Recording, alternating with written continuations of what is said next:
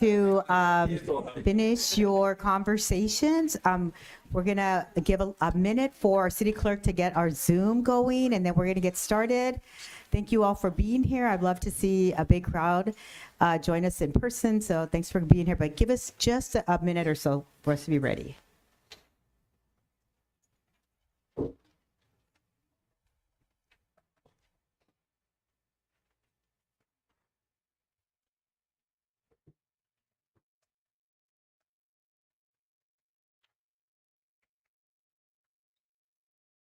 Okay, Mayor, we're ready.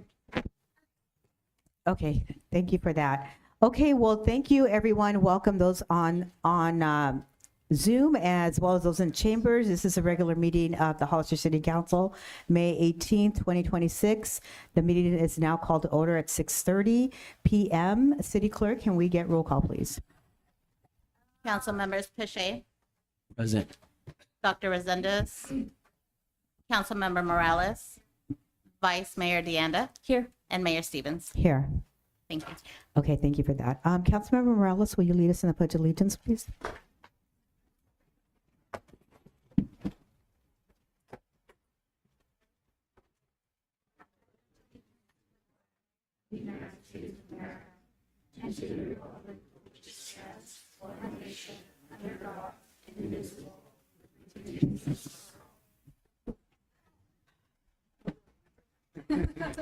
Okay, thank you for that. Okay, before we get started with our regular agenda, we're going to go right into a special order of the day, Public Works Week proclamation. Tonight, it's my pleasure to recognize and celebrate National Public Works Week, observed May 17th through May 23rd, 2026. Public works professionals are people who help keep our city running every single day. From maintaining our streets and public buildings to ensuring reliable water, wastewater, and solid waste services. Their work is essential to health, safety, and quality of life in our community. This year marks the 66th annual National Public Works Week, sponsored by the American Public Works Association, and it is an opportunity for us to acknowledge the dedication, professionalism, and hard work of the individuals who serve our community behind the scenes. On behalf of the City Council and the residents of Hollister, I want to thank our public works staff and all public works professionals for their continued commitment to serving our community. So do we have anybody here from Public Works? Okay, so do you guys, oh, we have lots of you. Is somebody want to come up and actually get the proclamation? Does somebody want to be a representative for the group that's here? Who wants to be the person? Okay.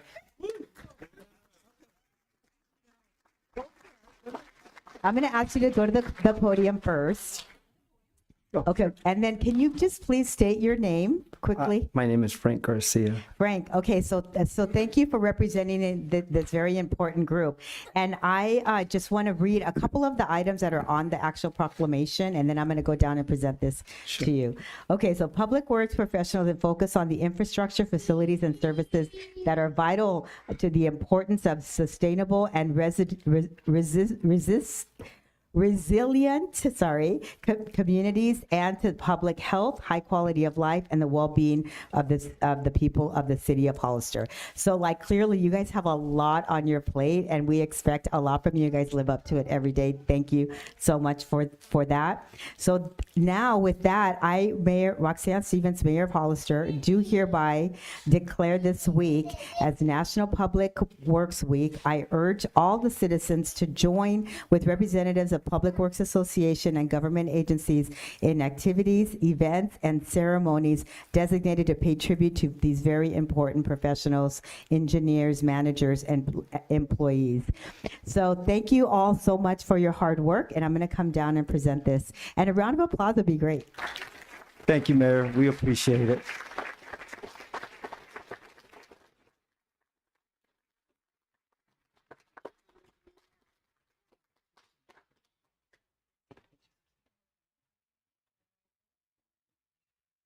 I wonder if we can get a picture with all of you guys. Yes, that'd be great, actually. Come on, you guys.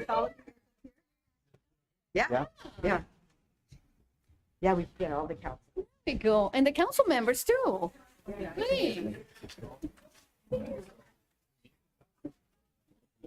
Okay,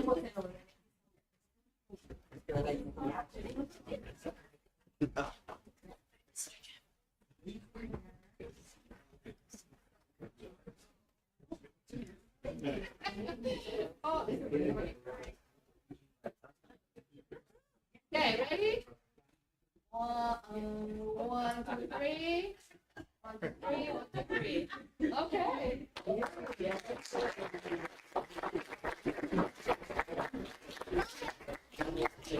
Post. That was very convenient. Vice Chair.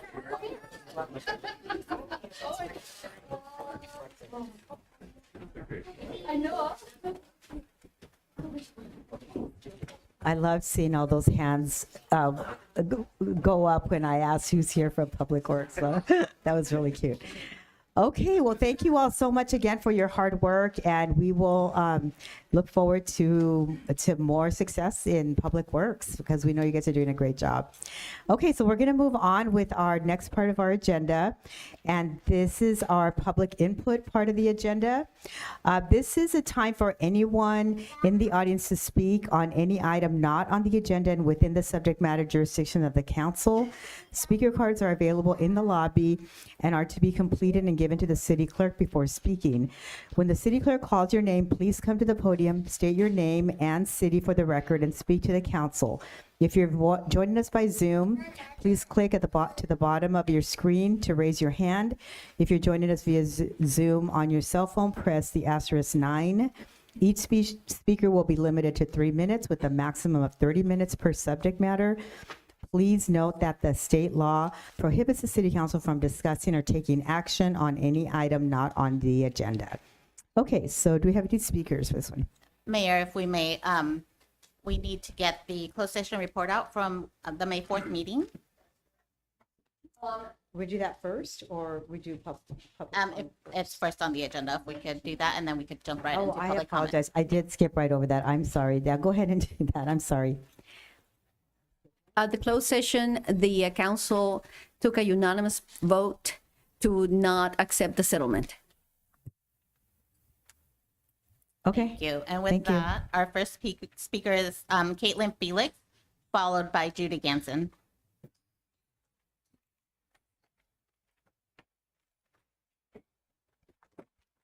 Good evening. I'm Caitlin Felix, and I'm here from Hollister.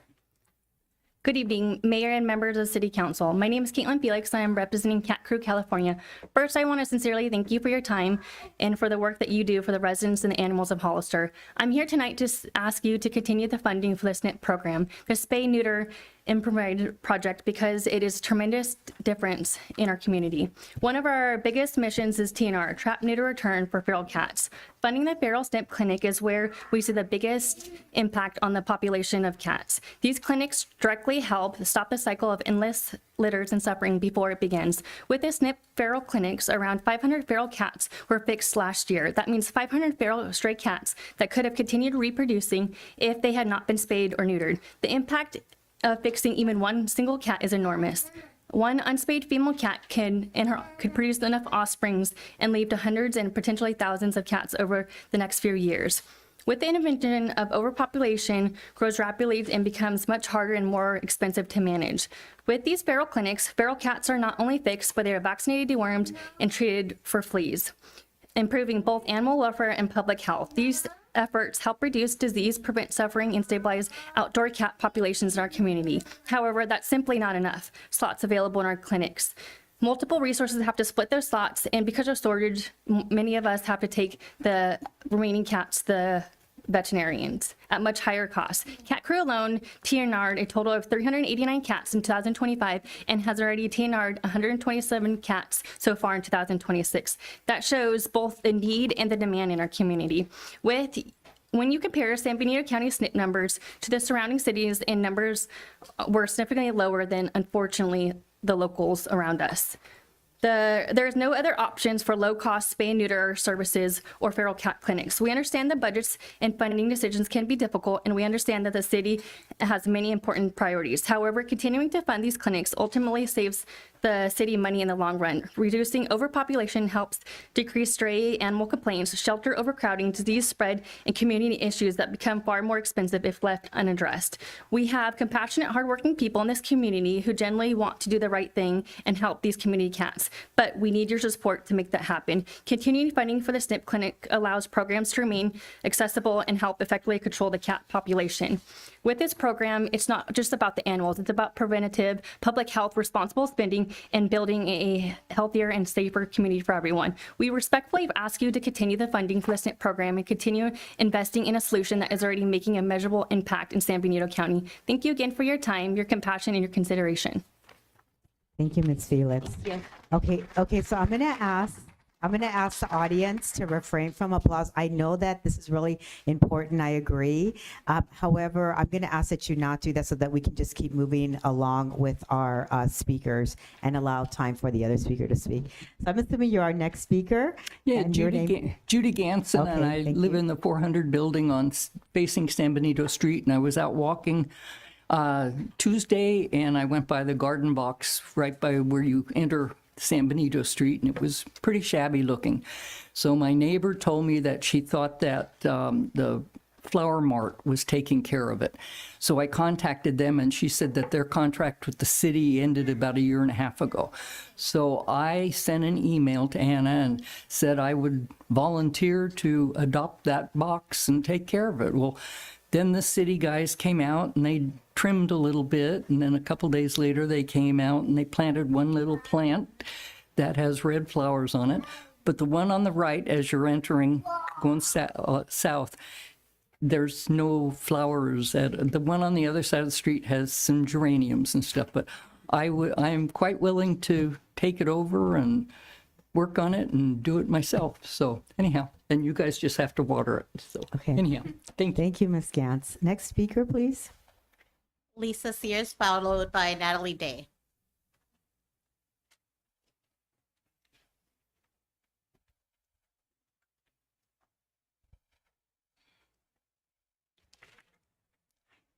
Hello, Mayor and City Council. My name is Lisa Sears, and I'm proud to be born and raised in Hollister. Since 2018, I've been advocating for spay-neuter services in your city, driven by a belief that an ounce of prevention is worth a pound of cure. In fact, my family and I took a significant step by sponsoring the very first SNP bus feral cat clinic here in Hollister back in December of 2018. Thanks to the city's support, along with contributions from local donors and rescue groups, we have successfully fixed over 4,000 feral cats on SNP bus. Imagine the impact if the city hadn't invested in these clinics. If half of those cats were females, each having 3 litters a year over the last 7.5 years, the number of community cats in Hollister would be staggering. This investment in SNP bus clinics has been crucial in controlling Hollister's feral cat population. Today, I urge you to continue funding this vital service. It is essential for the cats, for the dedicated rescuers and trappers who volunteer in Hollister, for animal lovers who wish to prevent suffering and neglect, and even for those who prefer not to have cats living in their neighborhoods. I'm also here to share as a member of the Animal Advisory Board for Seaside. I'm thrilled to announce their success in addressing animal overpopulation. Seaside has implemented a 3-pronged approach that Hollister could easily adopt. Number 1, in December of 2024, Seaside passed a required spay-neuter ordinance requiring cats to be fixed by 5 months and dogs by 6 months, with a breeding licensing fee of $1,000 per animal. Number 2, they have a full-time animal control officer that enforces the ordinance using a fix-it ticket system. And he also runs a feral cat trapping program where he fixes approximately 200 cats annually within the city limits. Number 3, the city sponsors 1 SNP clinic a month to meet the demand for the fix-it tickets. This approach has resulted in a dramatic 30% decrease in shelter intake in the first 12 months of having the ordinance. The most effective solution to our animal shelter problem is source control. By reducing the number of unaltered and unwanted pets, we alleviate the burden on Hollister Animal Shelter and its dedicated staff, ultimately saving the city cost in the long run. We need stronger protection for animals, including a required spay-neuter ordinance and higher breeding licensing fees, to protect dogs from the exploitation by irresponsible backyard breeders that is happening here in Hollister. Please join Seaside in leading the way to solve animal overpopulation and saving the taxpayer money in the long run. Thank you for your attention and your support. Thank you, Ms. Sears. Next speaker? Natalie Day, followed by Liam McLaughlin.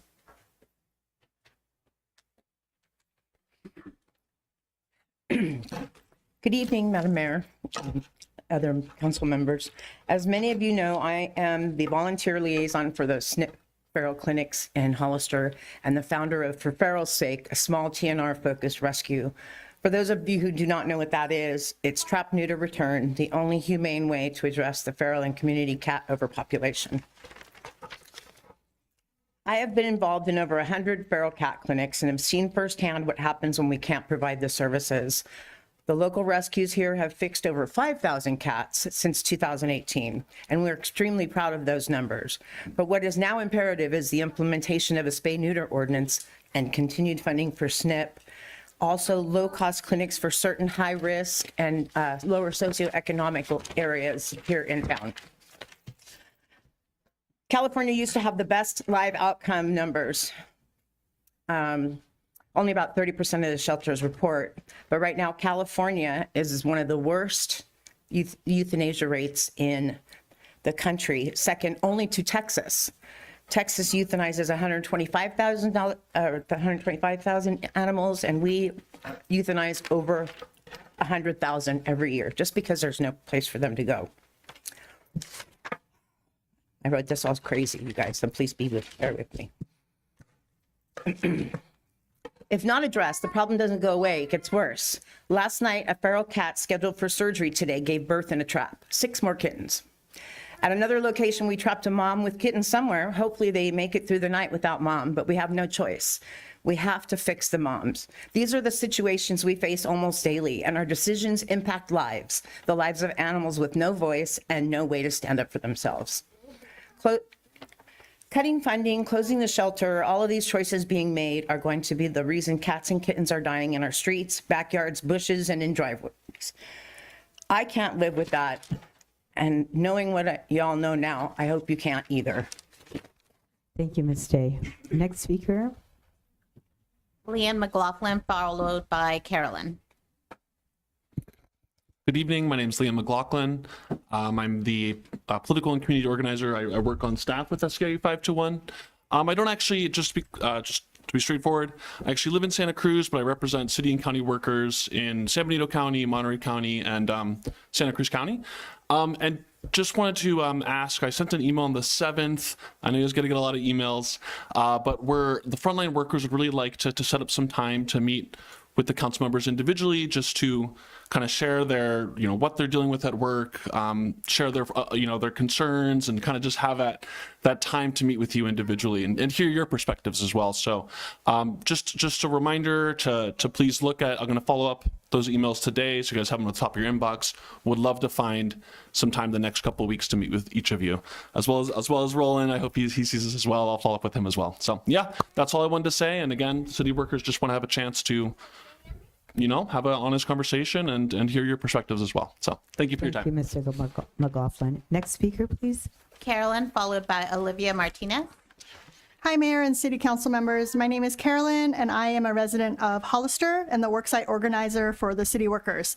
These workers are calling me every day due to the stress and fear that the city manager is causing. The workers have always been understanding and worked in partnership with the city until now. But today, they come to you asking for you to stop this ongoing behavior from the city manager that is causing workers to go on workers' comp.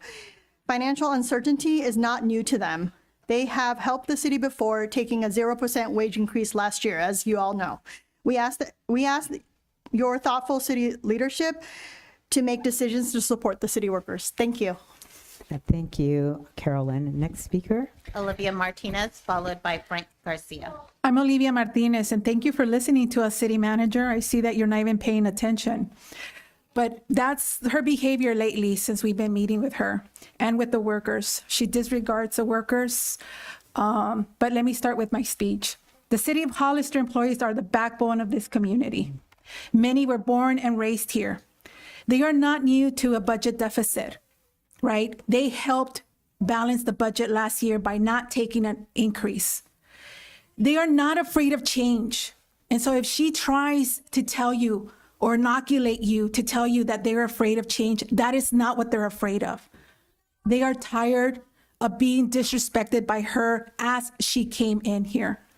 She has not been transparent with them. She has created lies and uncertainty for them, telling them, we're going to outsource the water department. We're going to get rid of animal services. We're going to reorganize this. Tons of things constantly that she is doing that isn't unfair to your city workers. They are the city of Hollister. They were born and raised here. You hired a city manager that has a long history of reputation. We met with the Teamsters where she came from. We heard from them and we heard what she did in Washington. And then you hire her here. They are asking you to step up and talk to them and meet with them and see what's really going on in the city. They are here today because they are tired. They are afraid. It is not fair to them. The city is one of our smallest bargaining unit. We have 26 in our region. We are 50,000 strong. That's how strong SEIU is. And they are here today because they will not tolerate having somebody that came from Washington come and change their city. They have been committed to you. And every single bargaining that we have with you, they come and say, no, we cannot ask for more because they are trying to balance their budget. We need to help the city. Now you need to step up and hear them. They will tell you the truth about how this city manager is disrespecting them. Thank you, Ms. Martinez. Next speaker. Okay, no, I'm going to ask you again. I'm going to ask again respectfully that you hold your applause, please, because we need to get through this and we want to give everybody an opportunity to have their time to speak. Okay, go ahead, sir. Good evening, Mayor, City Council. My name is Frank Garcia. I am a public works employee. For the last 45 days, I've carried this quietly, thinking about timelines, meetings, credibility, documentation, and whether I was handling this right way. People see the emails, they see the documents.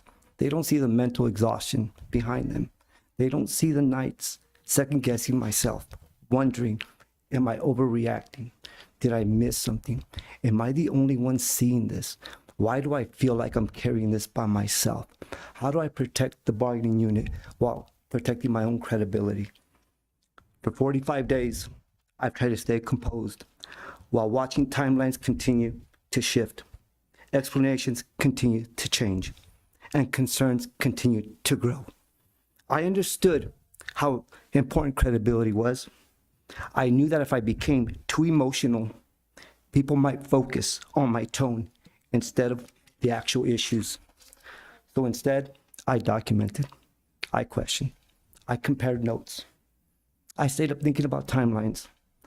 I carried meetings in my head long after they ended. And the truth is, it takes a toll on a person mentally. The hardest part is realizing that eventually your mind never really shuts off. Even when you're home, your thoughts are still there, replaying conversations, wondering, did I miss something important? There were moments where I questioned myself more than anyone did, not because concerns disappeared, but because carrying something this heavy for this long starts wearing on you mentally. I'm not asking for sympathy. I'm asking for people to understand there's a human side behind all of this. There is pressure that comes with feeling like you have to catch every detail, protect your coworkers, remember every conversation, and still remain calm and professional through it all. I've done my best. to handle this responsibly. And regardless of how difficult this process has been mentally, I will continue protecting the bargaining unit the best way I can. Thank you. Thank you, Mr. Garcia. Next speaker. Christina Camarillo, followed by Timothy Pearson. Hello, Council. Thank you for your time. So I'm speaking on behalf of what I feel that I've seen within the budget and the deficit. I keep hearing that we're $21 million in the hole, but yet I don't feel that the city has done their due diligence to protect the city the way it should. I pulled a number. I requested a public documentation. We're $4.5 million behind on our collections for water. That's a lot of money when you look at that. And I can forward you these documents. When we're asking to cut jobs or to make sacrifices, we have to do our part for these workers that are here every day. They're doing the job. We're not doing the job in the front end. We have to collect the money. We cannot charge less to deliver a product to the public that it's not enough to afford the expenses that we have in the city. We're charging $13 a little over $17 now base rate for water. When other district I live in, I have to pay $37 a base rate. What makes my district different than any other district? If I have to call out an emergency worker in my district, I have to pay an extra fee. If they get called out in any of the other districts, they don't charge. How can math doesn't math. If you are not going to step up and do the job to charge the public what needs to be charged so that these people do not have to worry about their jobs, so that this is an enterprise fund, we're going to be in this situation every single year, and there is not going to be no change. So as a city council, I voted for Priscilla. She's my district. I've spoke to all 4 of you up there. Roland was the only one that didn't return my call. But at the end of the day, we don't need to beautify our city if we can't even afford to provide water to it, or sewer, or streets, or anything else in this department in this city needs. You have a duty to the public to do the job correctly and make sure that you are charging the right rates for the things that need to be charged so that you can afford to run a city.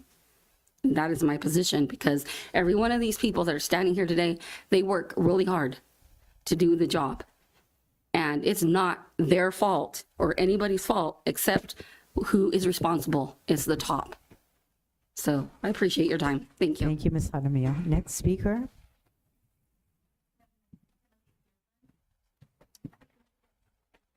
Good evening, Council, taxpayers. I'm going to keep it real short and sweet. I was here a few weeks ago, discussed about a sad situation that my family has been thrust into regarding killing our family dogs over an incident. What I did bring today was all the sworn statements and record that seemed to be ignored by the hearing officer as well as Commissioner Galloway, that I would just like to leave with y'all to read through. So I get to. Mr. Pearson, I'm going to ask that you speak into the mic so that we can, okay, yeah, thank you. Sorry, Mayor, is that better? That's fine, yeah. Okay. Usually I have too much of a booming tone, that my wife says. So anyways, those are here to be matter of public record once and for all, but I'm running out of time. In 2 weeks, the city manager has authorized the city attorneys to issue a order for us to turn our family pets over for destruction over a limited one-time offense. They got out. They mixed it up with some cats who are also roaming, which we feel super sorry about. And we've made restitution to the owners. But yet the hammer was put down on just killing these dogs and making an example out of us. We're upstanding members of this community. I volunteer coach for the high school. My kids are both on ASB, 4.0 students, Girl Scouts. Heck, I help pick up trees after Christmas with the Boy Scouts, and I have 2 girls. I mean, so we give back, and this is what we're getting in return. So the TNR groups that are here, thank you very much for what you do. It makes a huge impact.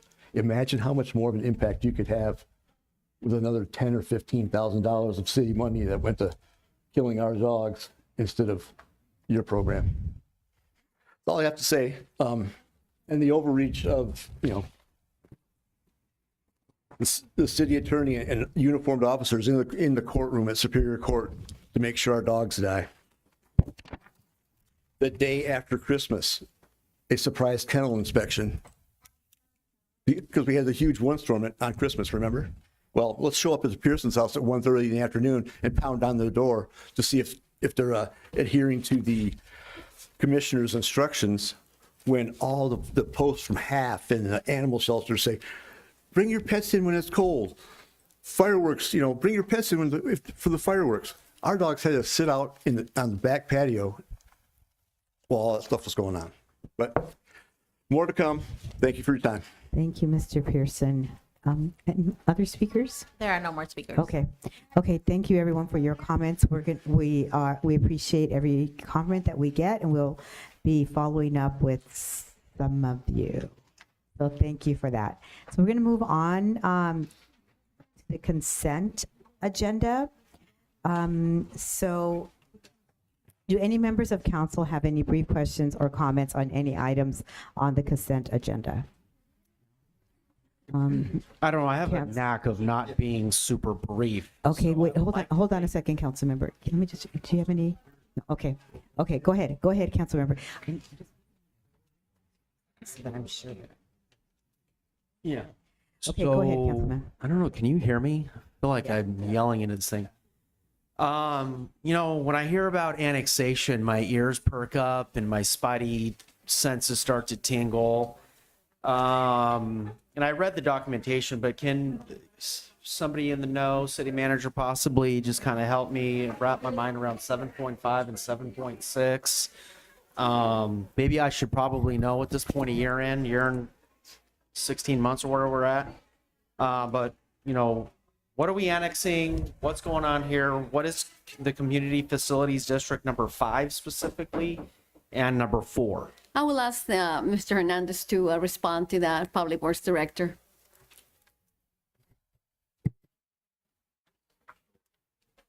So should I pull it? Let's see if he can answer quickly, and then you can decide. Okay. Okay, thanks.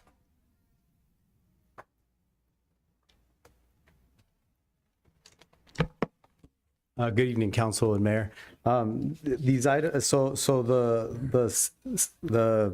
there's 2 items on the agenda today: the CFDs, and then there's also a lighting and landscape district. So these are annexations. This one particular is the proposed boundary of I believe it's item 7.5. Is that when 7.5? Yep. So this is related to the proposed boundary of the 1620 Buena Vista multifamily subdivision and 361 for the annexation into territory of the community facilities district number 5. So it's basically annexing that property to be able to be levied for the fees associated with the CFD in order to incorporate them into our landscaping district. Okay, so this is specifically for just landscaping? And police and fire, is that the next one? So can I just make sure that we're really clear and make sure that I'm understanding? The annexation is into the CFD, not into the city. Is that correct? That is correct. This has nothing to do with annexing anything to the city. This is strictly individuals who want to join the CFD. Okay, that we was can my pull it main if you concern. want. This is for, so want to be perfectly clear on that. Thanks, Mayor. Okay, thank you. Okay, thank you, Mr. Hernandez. Appreciate it. Okay, any other questions or comments on any items on the consent agenda? Okay, not seeing any. Let's go to public comment. Do we have anybody, any speaker cards for this item? No, ma'am. Okay, thank you for that. Okay, so can I get a motion then on the consent agenda? Motion to approve the consent agenda. Can I get a second, please? I'll second. All those in favor? Aye. Aye. Any opposed? Okay, thank you then. With the consent agenda has been passed. So we're going to move on then to item 8. It's public hearing, a resolution confirming and approving the assessment boundary diagram and ordering the levy and collection of assessments of landscape and lighting district number 93-1 for fiscal year 2026 through 2027. Can we have a staff report, please? Again, Mr. Hernandez will take this, this item.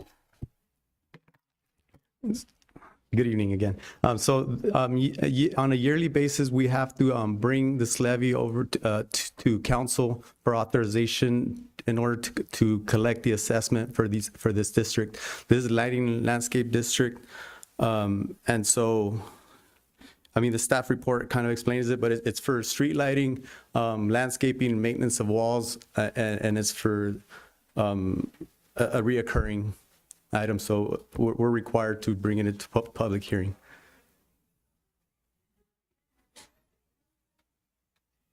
Is that the entire report? Correct. Okay.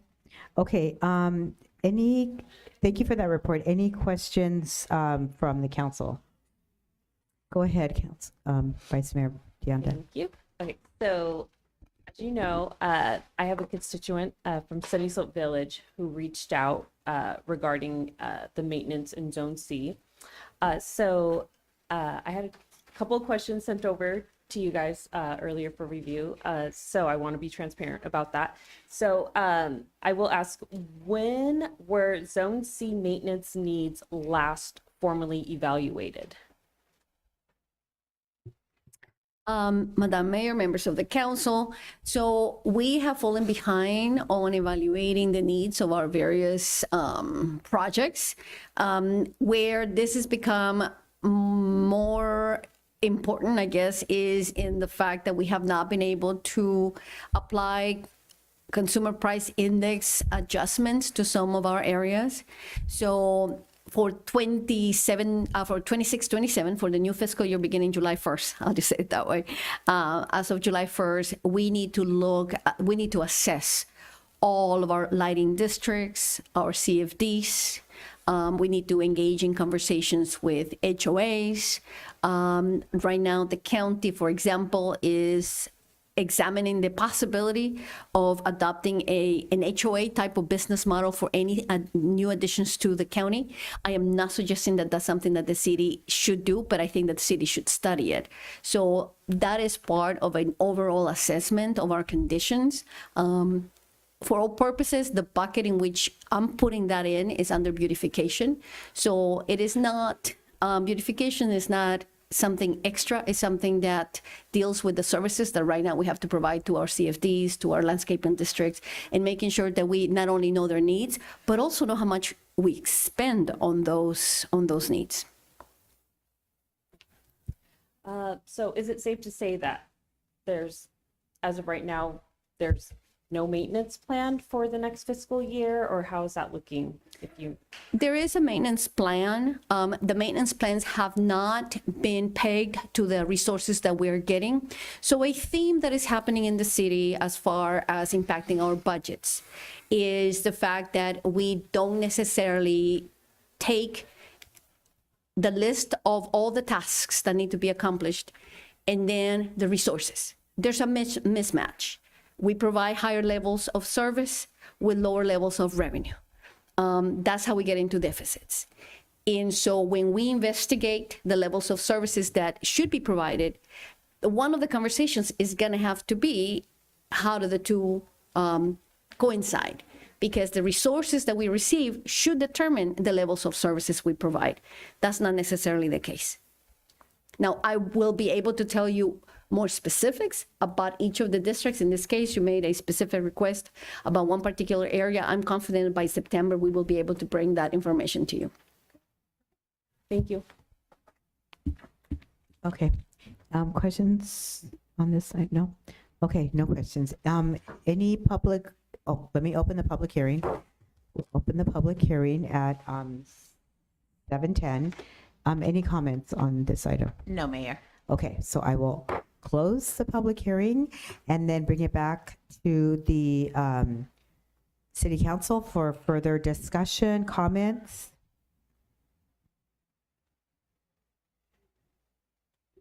There are no further comments, and I make a motion to approve. Okay. We have a motion to approve. Can I get a second? I'll second that. Okay, all those in favor? Aye. Aye. Any opposed? Okay, thank you for that. Okay, so we're going to move into council business, item 9.1, discussion regarding bike safety throughout the city. Can we get a staff report, please? Yes, Madam Mayor, council members, members of the public. This topic it's been raining very lightly for a number of weeks now. Some of us have experienced the young people that go around in their bikes, sometimes wearing helmets, sometimes not. Sometimes they're on the streets, sometimes they're on the sidewalks. We've had phone calls to the office of drivers who are concerned about the safety of those young people and the fear that a driver will hit one of these young bikers. We also had a number of community members that expressed concerns on this topic, both concerns about the bikers, but also concerns about the fact that young people don't necessarily have things to do in the city of Hollister. The fact that we don't have a youth center. A member of the community indicated that we used to have a cafe where the kids used to hang out, but that cafe closed on 6th and San Benito, etc. And so I want to make sure that I convey to you that the concerns are on both ends. Concerns that they're riding around without helmets, but also concerns that it's summertime and kids are gonna do what kids do. And so we wanted to bring this to your attention. Some of you have asked questions about this topic to see what direction you would like to provide to staff as to how we can possibly engage community members to talk about this, engage the young bikers. Again, nothing for them without them. So if we're going to talk about the young bikers, maybe we need to talk to the young bikers. There are many possibilities. We can do a pizza party, invite them over, have conversations, you know, what makes you do what you do, etc. But again, we just wanted to get direction from council as to how much energy to give to this particular topic. Okay, thank you for that. Any questions or comments? Question or comment? Go ahead. Thank you. Yeah, so thank you for the report and thank you for bringing this to our attention and the community members who went to the workshop to voice their concerns. So for me, I'm thinking that we start with engagement first, moving forward, because I believe it is important that we engage the youth in these discussions if we're moving forward. How are we going to build collaborative community efforts without their input? And I think that's really important. So before we start enforcing anything, we should be able to connect with them in an informal setting and establish a relationship just to see where they're at and just go from there, in my opinion. Okay, great. Thank you for that. Comments on this side? Go ahead, Councilmember Morales. Yeah, so I do have a lot of young people in bikes in my neighborhood. And one, I think it's great that they're outside and not in front of the TV or on their phones or playing video games, that they're outside in the sunshine getting exercise. Yeah. I do have a lot of residents that call me and say, hey, there's a group of kids that are riding around their bikes. Okay. Concern for safety, okay. But we don't have 1,000 cars, you know, we don't have, significant traffic. We don't have any programs. In the past, we talked about Parks and Recs doing programs. We talked about alternatives, right? So they're looking for socialization, socializing with other kids. It's sad that the only place we have here to socialize is Target. And that is very sad, but true. So it's both a preventative measure and a socialization measure and a recreational issue. So you have 3 different areas or domains, but we don't have alternatives. Also, I think we need to encourage kids going outside and exercising and actually being able to talk to other human beings, because that doesn't lead to mental health issues. So I think if we're looking at it from a data perspective, there are groups, right? They're not engaging in graffiti or crime or anything, which a lot of kids their age you know, when they're bored and don't have anything to do, they could engage in those kind of activities, and they don't. So I think that's great.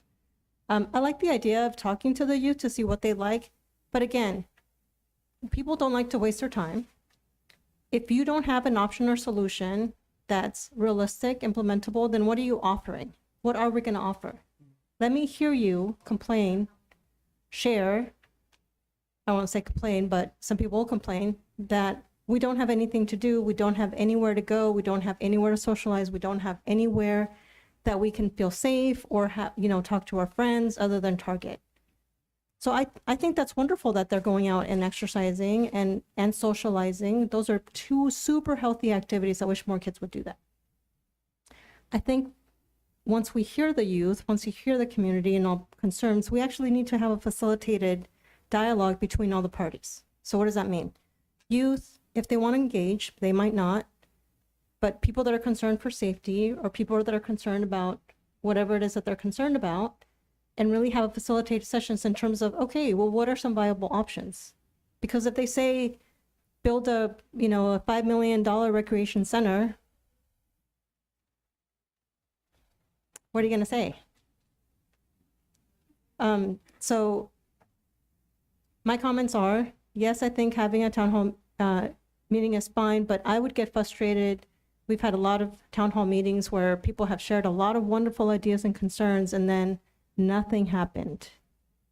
And I think that's where we lose trust. And when people are coming engaged in a process and then nothing happens, I think people really feel like that's a slap in the face to say, hey, you took my time out of my busy day to bring legitimate concerns without any possible solution.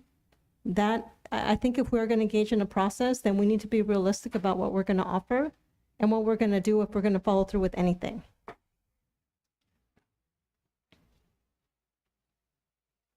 Okay. Okay, thanks for those comments. Appreciate it. Councilmember Fisher, do you have anything to add? yes. Go ahead. So I'm a cyclist myself. I mean, not these days, but there was a time like during COVID, I was doing 125, 150 miles a week, and it felt good. Felt real good. So I'm all about kids getting outside, getting off the screens, reducing that screen time, getting their energy out and coming home. You know, when I was a kid, it was kind of like when the street lights came on, you came home. It was like old school. It was old school Hollister. And, you know, I'd be there for dinner and hopefully it was something warm. And if it wasn't, I'd eat a bunch of peanut butter and jelly sandwiches if I missed dinner. But I rarely did because I would eat dinner at friends' houses and I'd eat it at home. So I'm all about kids getting out, getting exercise. But I too have gotten, you know, reached out to, and there are kids on bicycles that aren't really getting as much exercise because the bikes have motors on them nowadays and they're electrified and they're going above 25 miles per hour on the sidewalks. And so that for me is a little bit dangerous, you know, when you're going above 25 miles per hour in a bit of a pack and you've got a business and people are walking into and out of these businesses and you've got a pack of like motorcycle riders, I guess, not wearing helmets, not exactly being safe and being a little bit mischievous. So I'm kind of on both sides of this thing. So I'm really concerned about the kids, first of all, because there was an incident on Nash Road a few months ago where there was a kid on a bike, not wearing a helmet. It was over on Nash Road by the Chase, by the Round Table, and the kid got hit, right? And the motorist, you know, was apprehended, and that whole thing is going through. But the kid, you know, as a kid, hopefully he's going to be okay and there's not like any kind of life threatening. But I've gotten hit by a car in my youth. I popped right back up, no problem at all. Now I'm older and I got hit by a car, and I was riding pretty safe and sane, but motorists aren't always paying attention. And a lot of these kids, even if they don't have a motor, are doing some cool wheelies. I mean, they can turn the bike while on a wheelie. In my 40s, I can barely manual off like a little hill, you know what I mean? So, but I'm super impressed. So there's got to be a way that they can show off these skills and do something in a way that's just a little bit safer. So I love the idea of a pizza party. I would love to hear what, some of the concerns are. But the motorcycle, like with the electric bikes, that it is really unsafe. The kids are traveling in packs and they're kind of taking over the road. They're almost, when I look at it, without the helmet, on the road, blatantly disregarding like traffic and safety. Motorists are all going to be at fault if there is an incident, and there's already been one. So I feel like we have a duty to act and actually do something about this. If it's like putting an ordinance out there on top of it's a state law to have a helmet, right? It's if you're under 18, like you have to wear a helmet on a bicycle if you're going to be on a public street. Like that's already a law. So I'd like to engage with the public. I'd like to engage with parents. And I think a pizza party is a great way to do it. I think that'd be a great use of public funds. But there's already happened. And I'm concerned like more will happen. And this isn't unique to Hollister. I think on our end, maybe before we even have this pizza party, we reach out to other communities, Watsonville, Salinas, Santa Cruz, San Jose, and see what they're doing to give kids an opportunity to be kids, especially with summer work coming around the corner. So see what they're doing. I know they have bike groups that do like bike rides around town. They'll go grab food, they'll go do something, go to a park, hang out. So there's constructive things to do. And then I'd also like us to reach out to other communities and other leaders and electeds and see, what they're doing about this kind of mischievous part of, being a kid and just being a youth and having a whole bunch of energy in a young body that's to do cool stuff. So yeah, I love the idea of a pizza party. There is a race coming up in July. It's kind of put on by Off the Chain. I don't know. It's more of a gravel ride. So it's kind of a cross-country mountain bike / it's a new type of riding where you're on basically a road bike, but you're riding on dirt. So people just love that geometry and they love riding fast on dirt. So that's something. But I definitely think that this is not a real big issue now. But as this gains popularity, I have a feeling something bad might happen, and I'd like to get out in front of this as soon as possible. Okay, thank you for that. So after we come back, I would like to hear like what is that you'd like to see moving forward, because there's a lot in that. So here's what I think. I think that the idea of connecting with the youth and having a conversation with them is good. And here's why. It's not just because we may need to have something to offer, because I agree with you. We're not going to invite them and say, oh, we want to hear your idea so that we can do something. It's just simply so we can have a conversation with them. Here's what I would do. I know you have had this experience, Councilmember Morales, I have too, spoken in our work to a lot of youth who have engaged in some behaviors that are maybe not super safe. But it's just really about, we want you to be safe. What can we do to help you to be more safe? We want you to be outdoors. I think the idea of being an organized activity, that's one thing, but I think this is more of this idea of we're free, we want to just be out exploring. We're young. We just want to do these cool things. And I think they should be able to do that as youth.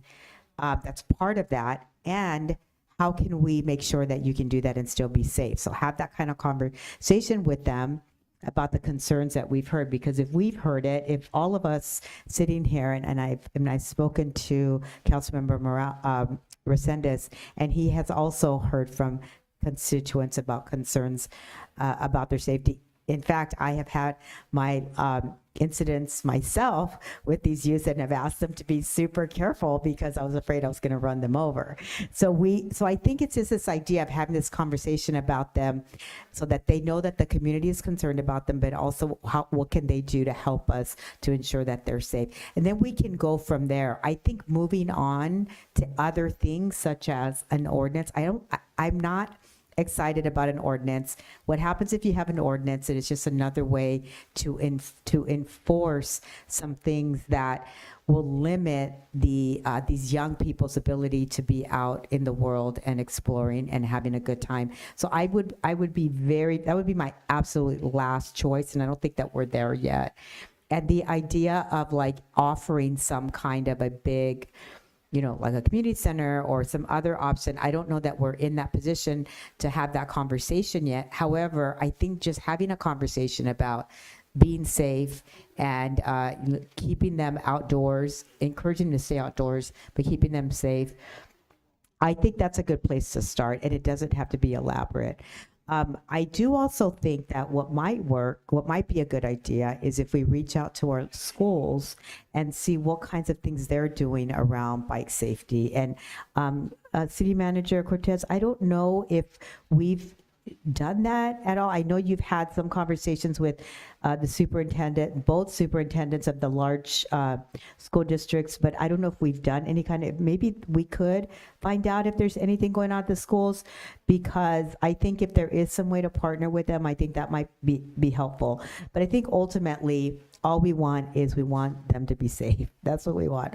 We don't want our residents to feel like they are in any way going to harm kids because they're being unsafe, but we also want kids to just be kids. So that would be what I would like to see. Like, let's just start with the conversation with these kids. And I think inviting them, again, I agree with Councilmember Morales. If they're interested, we'd have to find a way to reach out to some of these kids and then see if they're interested and have this conversation, offer their parents to come along and then offer pizza. I think that would be a great place to start. And then we just go from there. But I also think that engaging with the schools would be good. And then maybe, it's the end of the school year. I don't know if there's anything that they can do now. They're literally like 2 or 3 weeks away from the end of school. But for sure, this is something that we can start to plan for next year. And then over the summer, we just continue to try to stay on top of this with just in general, the conversation.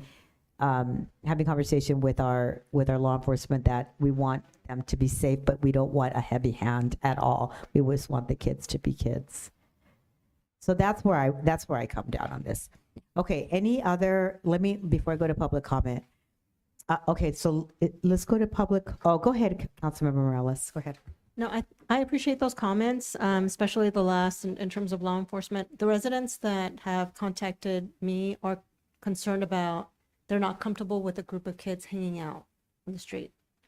And I don't want to mask that with, it's their safety, right? It's just they're uncomfortable with a group of young boys being together, right? And so that's, I think, the part that concerns me is that just because they're out riding a bike together, a group more than 3, that can be categorized as something, right? Under the Welfare Institution Code and so there's a very fine line that I want to make sure we don't cross. Again, they're from a policy perspective, it can go in a very different road very quickly. So I think that's where I think we need to also have some type of facilitated conversation with our community that perceive this or see it from a very different light versus, how the young people see it. And so that is just a difference in perception. Yeah. Right. That I think needs to happen. Yeah. Okay. Well, yeah. Thanks for that perspective. I had not gotten those kinds of comments. Mine was the concerns that I've gotten are literally like, oh, this kid just started out, and in front of me in my car. It was like those kinds of things. But there's another layer to that I think we want to stay on top of. And that is why, for me, I don't want to move into this area of adding another ordinance, asking law enforcement to do anything more than they should be around this, because we don't want any like profiling of especially kids of color. And generally that's what we're talking about. So I agree. Go ahead, Vice Mayor. Yeah, City Manager, this staff report that you created was influenced by the workshop, right? The results of the workshop when community members came out for the meeting. A number of things. I mean, in reality, we've experienced it, all of us. If we live in Hollister, we've experienced the young people. We see them during truck Tuesday. We see them during farmers market. Folks come to City Hall and voice their concerns. Also have had just, conversations with neighbors. I mean, that's kind of what I do on weekends. I just go and talk and you hear it. And then, of course, we had a workshop, and that, if anything, was probably cherry on top at that point. So that brings the full circle or cherry on top to really bring this forward. So thank you. I say that it's important that we just start with the youth first in an informal setting, just so they feel comfortable in this environment. So I think we need to build trust with them first, just to kind of just gauge where they're at, just get to know them, just approach it from a human perspective. And then once we get a sense of where they are, we have what the community input already and what the serious safety issues have been, right? Or public issues. So I think just connecting with the youth itself first, and then we could come back and see what type of formal facilitation we could have moving forward. But I think it's really important that we engage with them just, again, in a humanistic approach. And I don't know, I just feel like that would be a good way to get through to them and just try to understand where they're coming from. It's important. So Okay, yeah, good. Thank you. Last comments on this side? Yeah, I just have some last Go ones. ahead, Councilman. There's two things really. Like for me, I would prefer not doing an ordinance either or as well. It should be common knowledge at this point that you only have one brain, and it's basically it's protected by your skull and what are they called, the little flagellum inside your skull. But you get a traumatic head injury, it's really bad. So wearing a helmet shouldn't be any kind of a profiling thing. You can be black, brown, red, green, whatever. And if you have a helmet on, you're safer than if you don't. It's like wearing a seatbelt in a car when you drive a motor vehicle. If you're going to be riding a bicycle on a street, it's like a 1 or a 0. You're either have it or you don't. So for me, I wear a helmet every time I ride. If I ride on dirt, I'm wearing a helmet. If I ride on the street, I'm wearing a helmet. That's just all there is to it. It's super basic. So that is it's a no-brainer for me. So, and they're cheaper than ever. Like there's like helmets you can get like they're like $40 at the local bike shop. $40. It's not even a tank of gas these days. I mean, a tank of gas is almost 100. So that's even for those who have some food insecurity, I'm sure there's stuff that can happen. My other thing is not even directly associated with this, but it's just something that I think about when I think about government. People often look at it like, the government needs to do something when we have a town hall. The government needs to be the one to do the thing that to get everything going. Realistically, government's not always the answer. Private groups and private citizens and organizations outmass us. Like we have, how many employees do we have in the whole city of Hollister? All of our employees? 180 employees. How many people live in Hollister? Like 45,000 people live in Hollister. Add the county, 47,000 now? Please don't tell me that. I probably see them every day going on to California 25. So that we're outnumbered basically. So churches, community groups, people that care about these young people can do something. We just want them to know that we see the kids and all their cool maneuvers that they can do. Like turning while you're doing a wheelie is pretty cool. So your kid's super talented right off the bat, but we care about them, and we care about their brains, and we care about their lives, and it's super important to wear a helmet. It's totally basic. So I love the idea of the pizza party, but I also just want to remind people that government's not always the answer. Like smaller groups, it can get together, and if their children like matter to the people that love them the most, stop by, have a slice of pie, let's talk about it, and let's let them know that the community is concerned about the kids, especially since one of them already got hit. And from what I read, I thought it was in Bonito Link. I don't see no here.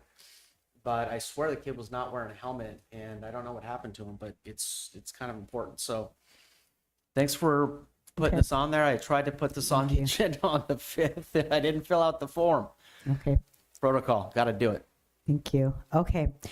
So let me check in. Do we public comment on this item? Yes, Max Neff. Okay.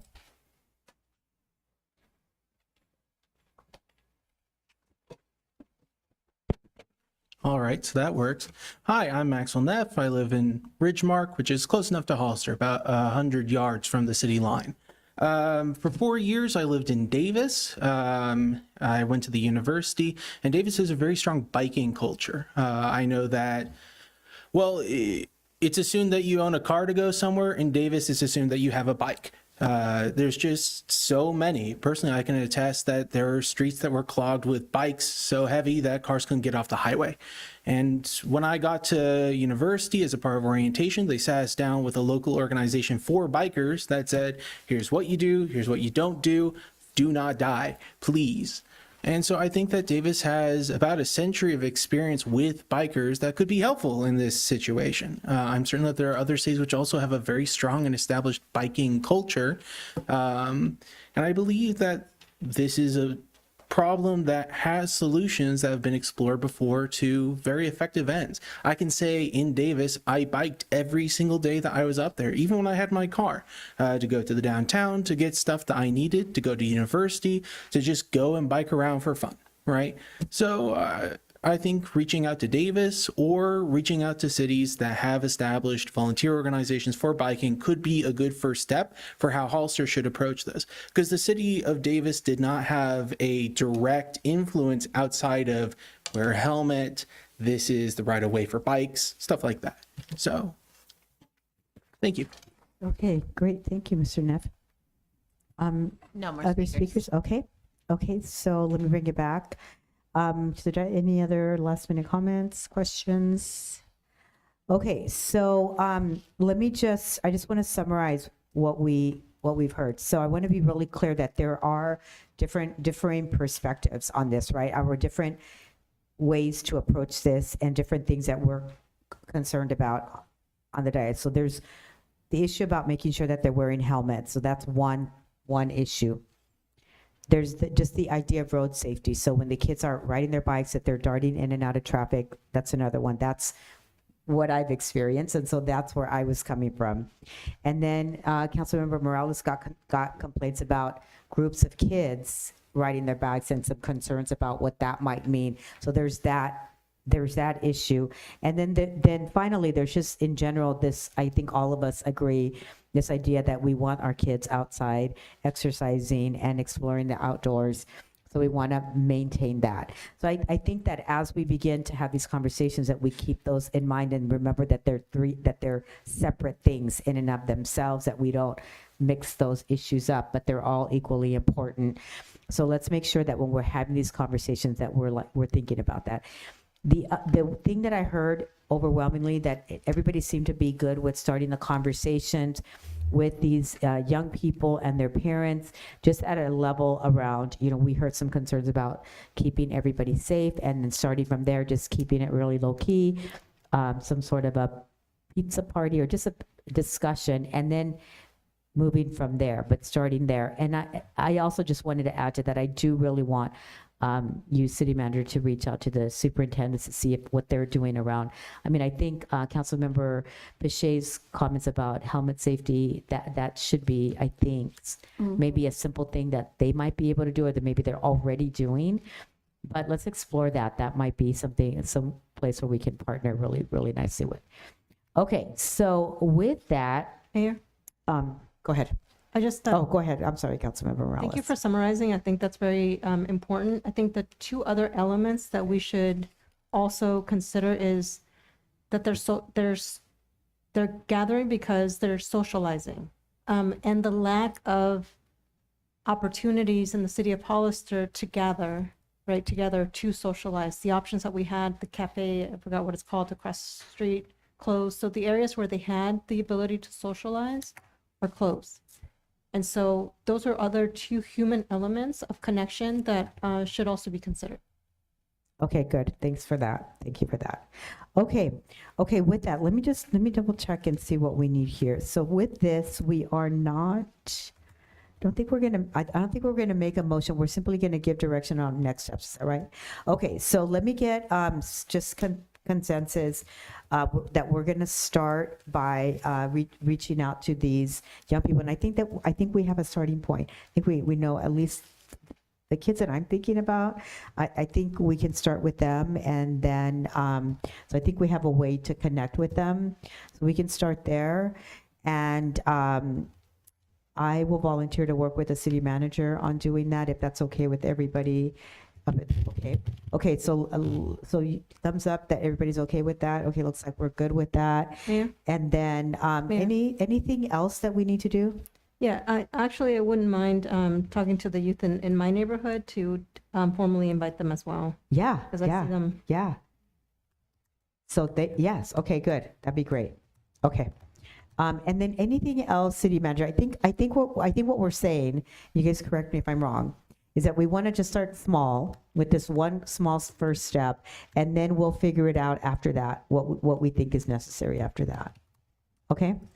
Okay. Okay, so I think we're good with that. Okay, so we're going to move on then to informational reports, committee assignments. So this is the time for any members of the council involved in any ad hocs or standing committees to make any reports as needed.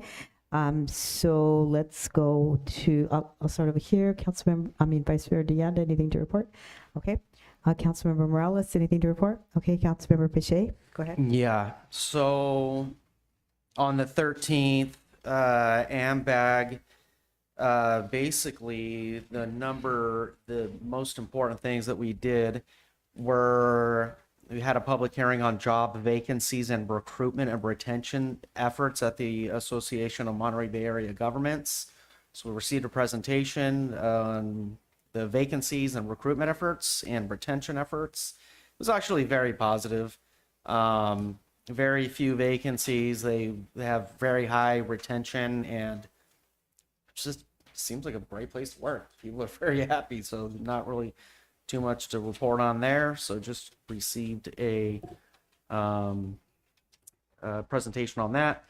And then the Monterey Bay Regional Overall Work Program and Budget. Yeah, it was just basically a budget talk, and we just basically approved the budget. Everything seems healthy with the Monterey Bay Regional Overall Work Program and its budget. So we went ahead and approved that. So that was basically AMBAG in a nutshell. It was actually kind of a quick meeting. The other thing was on Sunday, as it relates to the rally, I was able to attend with the mayor and the manager a meeting with the Monterey Bay Confederation of Clubs. I think this is like the third meeting we've had with them. Might have been fourth. And it was a good meeting. We just had a conversation about the rally and expectations and keeping things safe, and them basically policing themselves so they can keep their members, have a great time, keep their members safe. If anybody gets out of line, they kind of police themselves, and they seem to commit to doing that, so everything stays safe, sane, and fun over the course of the 2-day event. And I'm glad to see SEIU, some members stayed here, because you guys put up the K-rails. You guys helped clean up the joint after, we put stuff's just everywhere where it's not supposed to be. Trash gets left on the ground. That's not good. But it's all about the businesses in the area. A lot of them have told us time and time again that rally got us out of COVID debt. That thing, as crazy as it sounds, it's part of our history, it's part of our heritage, it's part of who we are as Hollister, along with being an agrarian and growing food for people to put in their bellies and taking the power of the sun and turning it into food.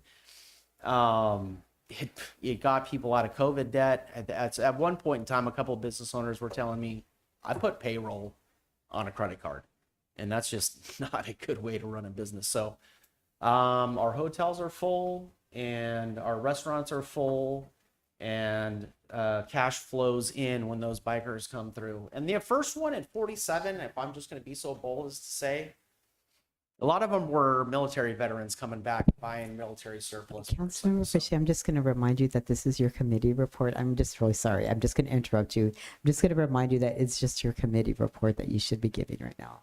That's all I have. Okay. Thank you for that. Appreciate it. Thank you. Go ahead, Councilmember Morales. All right. Integrated waste management, and I'm looking at our city manager for this one. So we've had a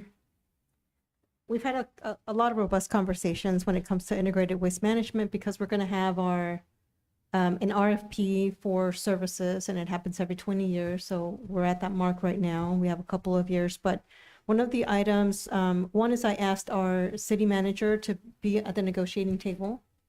There's going to be a consultant there, but I think she's the best person equipped to be able to look out for the best interest for the city of Hollister. So that's one. Two, we talked about the structure of the committee, because as an advisory committee, there's a lot of things that we're at the very end of the workflow process. So when the county's talking about transfer station or the landfill capacity, we have only having a couple of years, for looking at raising the cost for our residents, we're going to be at the very end of that workflow and very little input. Right now, there's an affordability issue with most of our citizens, especially if there's going to be a water increase and a garbage increase at a significant rate to our residents. The city of Hollister needs to be at the table to negotiate that and redirect other funds, like for outreach or for maybe county priorities, either for us to do it internally or for that money to just be redirected so that the residents aren't paying such a high cost for garbage. Also, we did request that the integrated waste management come here and do more full reports. Again, my role in that committee is an advisory. It's the workflow. If we're at the end and we're supposed to get, and I have no authority, then we need 3 members, right, to be present to get anything passed. So the only way to do that is to come to the city, but not as a line item expenditure, right? Not as a consent or here's the list and then just approve it as a rubber stamp, but really have a meaningful conversation to talk about how we are the largest contributor by far. We should be able to prioritize the city's needs and our residents' needs and be able to really focus on the cost of those services for our residents, especially as everything else is going to be increasing. Great. No, Councilwoman, you got it all. Okay, great. Yeah, great. Yeah, I agree. Wholeheartedly agree. So yeah, let us know how we can support you on that. Yeah. Okay. Okay, and then all I have to report is fire advisory happened a week and a half ago, and we are still in the midst of getting the Baker Tilly, what do we call it? Evaluation report? Feasibility report. Thank you so much. I couldn't remember that word. Feasibility report, and the feasibility report is specifically around the formation of a fire district in this area as a different model for providing fire service. So we just got some basic updates about timeline and some basic activities that are ongoing, including reaching out to stakeholders, getting their input, getting some data. So not any real major reporting happening. At the next fire advisory meeting, we expect to have a little bit more of a robust report, but that is moving along. And that's really important. The other thing that I wanted to just mention is a week ago, I was able to go to the high school. Superintendent Tenenbaum invited me to meet with the student congress, and I met with their group. It was really a great experience. Met the president, their vice president, super impressive kids and leaders at the high school, going to be our future leaders, and no doubt, and the entire Congress, which is, I think they're about 75, maybe 100 kids strong, but very impressive. And the idea of me doing things like that is just really to encourage service, like the idea of public service, and this idea of moving those or bringing those leadership skills that they're learning in this experience into their college experience, their work experience, and then and just in general into adulthood. So that was the whole idea, and they just seemed super receptive to that. So I'm just really happy to be able to do things like that, and just want to let you know that we have some incredible kids in Hollister, as I'm sure you all know. And I won't say anything about our Confederation of Clubs meeting, as Councilmember Pache reported on that, and that's all I have to report. So I'm going to move it on then to, we don't have any future agenda item requests, city manager report. So I basically have 3 topics today. One of them is the airport, and we'll start with a short presentation by our airport director. Then we'll do a quick update on sewer matters. And last but not least, we'll talk a little bit about the impacts on our low-income families due to the changes in the federal government around food stamps and health coverage. Mr. Okay, good evening, council members and mayor, members of the public. So I was asked to give a brief little update here on advanced air mobility and unmanned aircraft system progress going on, kind of activities at the airport. So with that, let's move to the next slide. So one of the things is we have over 100 plus companies that are advanced air mobility or considered uncrewed aircraft systems located in California. There's great potential for economic development, job creation, and workforce development across the San Benito, Santa Cruz, and Monterey counties, as the region has become highly recognized on a national level in these emerging technology and markets. In January, the Monterey Bay Economic Partnership received the grant award for California Advanced Air Mobility Corridors Initiative, called CAMSI. That positioned California's first FAA-compliant multi-airport flight corridor network, connecting the rural public airports of Watsonville, Marina, Salinas, and Hollister. This integrated corridor would be utilized to support the testing, certification, and commercialization of clean energy aircraft for passenger, cargo, defense, and next-generation drone operations. Mr. Director, can you indicate how much the grant was for? The grant to MBEP, Monterey Bay Economic Partnership, was $7.7 million.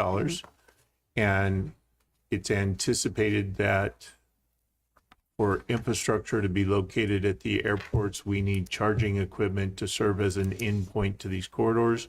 So we're probably looking somewhere between $500,000 up to $1.5 million maybe for each airport to accomplish attaining the infrastructure necessary to serve as that endpoint. And if I could jump in, because I think that our airport director knows this so well that he doesn't realize how cool this is actually. This is like Waymo, but for airplanes. It's that same idea. This is like Uber changing the business model on how we do taxi services, except for airplanes. And we are one of 4 potential hubs for this new technology to really explode to the next level. I cannot emphasize how exciting this particular technology is and how strategically positioned we are to take advantage of something like this. Sorry, I had to jump in. No, You're so used to it. It's your report. So the next slide. Okay, so in March and April, the Lift Summit Conference was held by the Monterey Bay Drone Aviation and Robotics Technology, called DART organization. The conference was in Monterey, California, and it focused on the advanced air mobility and the uncrewed aircraft systems.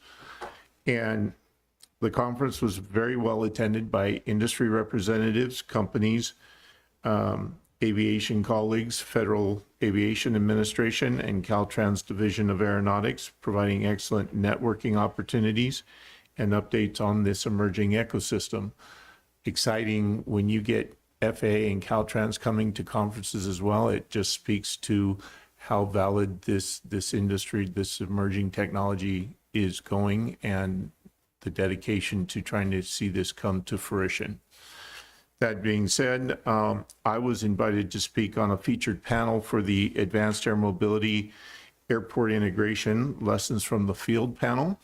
So it was the very last panel to speak at the conference, so we closed it, and I was just very honored to speak and share my experiences and highlights, in particular that I could highlight the progress made here at the Hollister Municipal Airport. And also, just prior to demonstration day was on May 31st, and we were actually off on May 31st. Beta Technologies is a company that makes charging infrastructure as well as has aircraft for cargo and passenger disciplines. So one of the electric vertical takeoff and landing aircraft.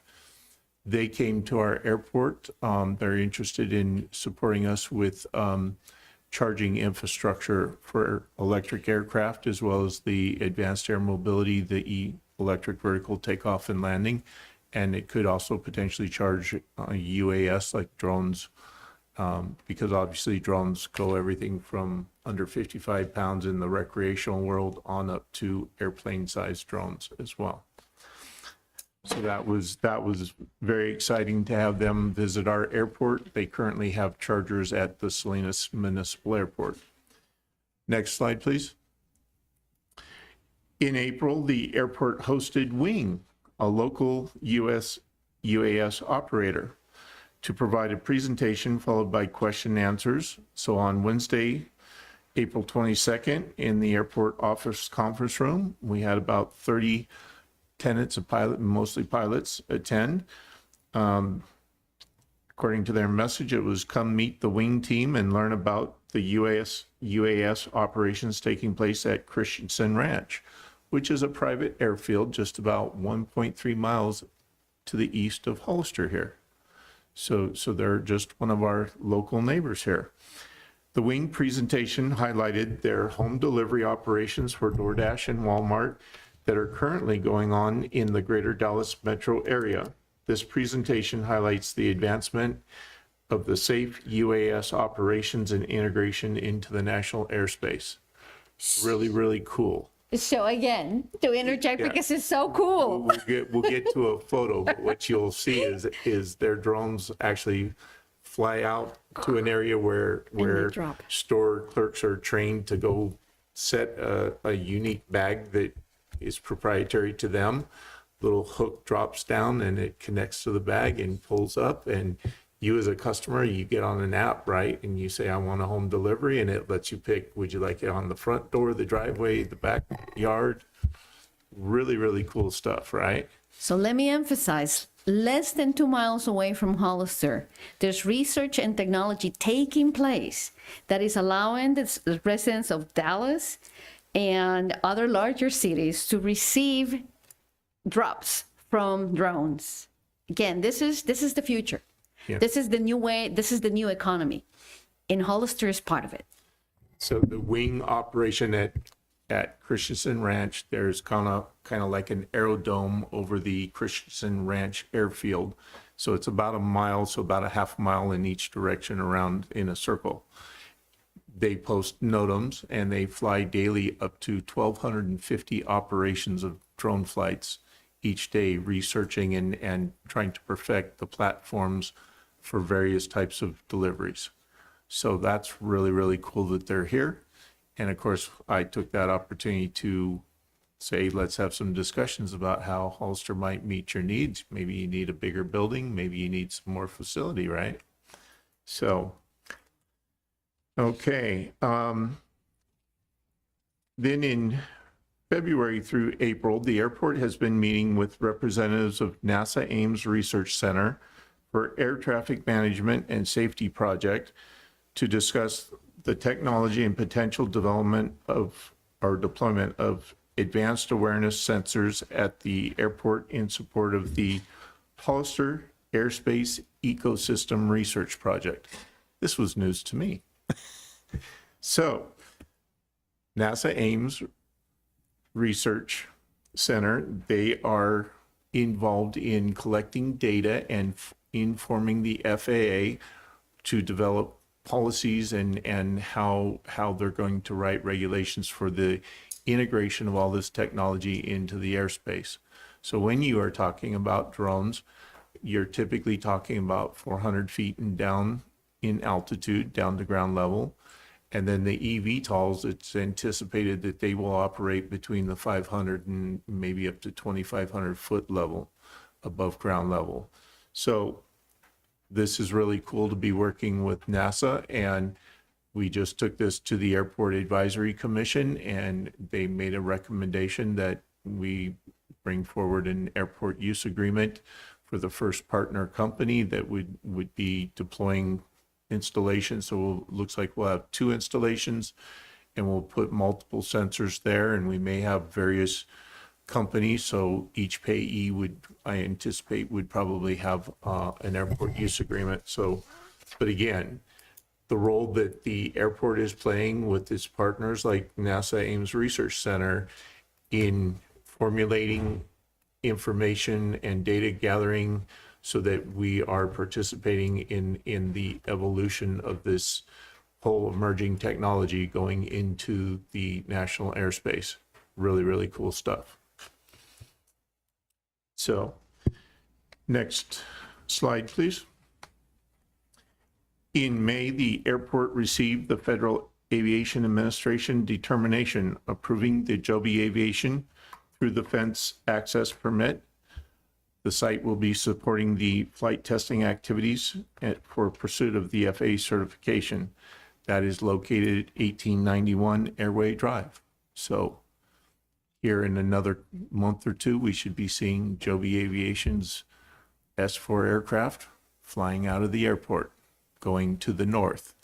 They've already filed for what's called a certificate of authorization for their flights to happen up the valley a little ways to the north of us. So, you know, and our longtime committed and very long-term tenant, Whisk Aero, they've since September 25 through the present, they continued to grow their presence at the airport. They were at about 35 employees daily prior to September of 25, and that's now morphing up into the 80 to 90 people a day level. That being said, they utilize over 30,000 square feet on the west side and over 10,000 square feet on the east side. So they're in multiple spaces. And I'll get to a map to demonstrate a little bit of that here in a second. Whisk is making tenant improvements at what they call the Hangar 2, the through the fence location. They have a ground leased additional area for increasing the employee parking, serving both their Hangar 1, their building that they built back in 2017 on the airport, and the Hangar 2 locations there on the west side of the airport. And the Whisk Vertiport project is in FAA review. We've already achieved the technical airport layout plan pen and ink update. That's been signed off by FAA. We are hopefully wrapping up the environmental effort that is required here in the next week or two, and we're excited to have construction. Whisk has just started receiving components off of containers, and so we're eagerly waiting to get the project started. And the Whisk through the fence location, that's 1969 Airway Drive. Next slide, please. This just gives you a little diagram of where some of these locations are. So the Whisk Hangar 1 building, which again was built in 2017, 15,000 square foot hangar building. And then the Whisk Aero through the fence, the Hangar 2 building there, 1969 Airway Drive. The parking lot will just be to the immediate south area of the current Hangar 1. So it'll be on airport property, and it will serve both locations so that they can increase the occupancy load in both buildings, but primarily in Hangar 2.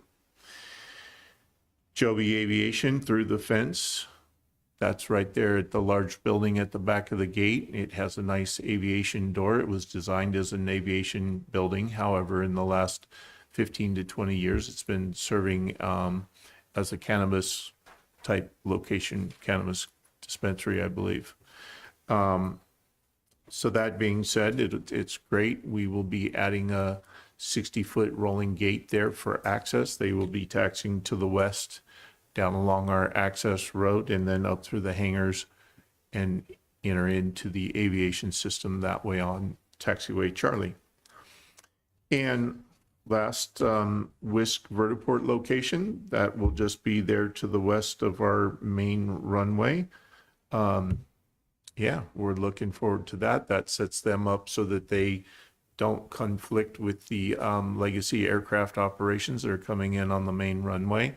They kind of get to use the vertiport in parallel to that approach. So we're excited to see those operations go. And again, Whisk is a major partner in gathering data that will inform FAA on vertiport policies. So that's one of the exciting things to have this vertiport there. And just to note, we are the first airport that is getting a fully approved, permitted vertiport on airport property. So that's pretty cool.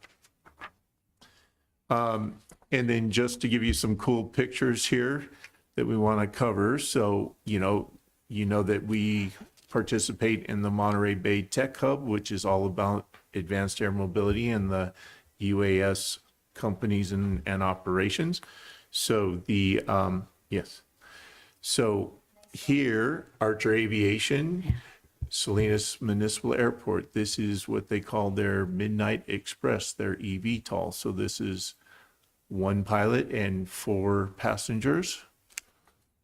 They are slated to, they were selected to provide eVTOL transportation for the Olympics in the LA Basin. And I think recently I read that they leased out the Lancaster Airport or something like that, a majority of it to stage their operations in support of the Olympics. Archer is considered the probably second to get to, soonest to get FAA flight certification with a pilot in here and start offering passenger rides. That being said, next slide, please. Joby Aviation, they were at Marina while I was there. I brought them to the airport, and it's very exciting to see how they've evolved over the time.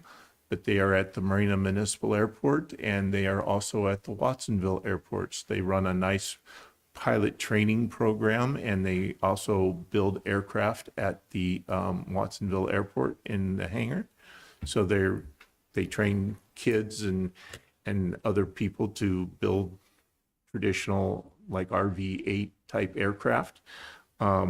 And then they have pilot training where you can train to actually be a pilot for the eVTOL, I understand. And last but least here, well, not last, but our, next slide, please.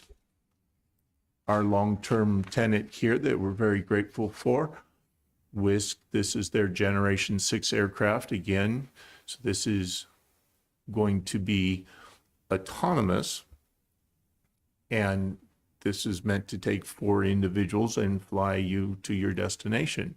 So Whisk Aero is considered the leading candidate to get FAA certification for autonomous flights for passenger travel. And Joby Aviation is considered the first to get the certification for piloted passenger flight. So very cool to have them both here now utilizing our airport. And then next slide, please. And just wanted to give you a picture of what it looks like for the wing operation. So this is a photo from one of their Dallas Metro operation points, probably at near a Walmart. You can see there that they have multiple pads that the drones actually charge on. That's a proprietary pad that does the charging, kind of similar to putting your cell phone down on a charger, right? And that's what that looks like. And so to give you an idea, that aircraft would probably set between the two of us right here. Pretty cool. And there's a lot of safety, a lot of programming that goes into that. And as their test operator here said, you have to fly literally thousands and thousands of flights because you're always trying to find where does the computer program break down so that you know how to fix it, right? And so that's why they do the testing that they do out here. So pretty cool operation.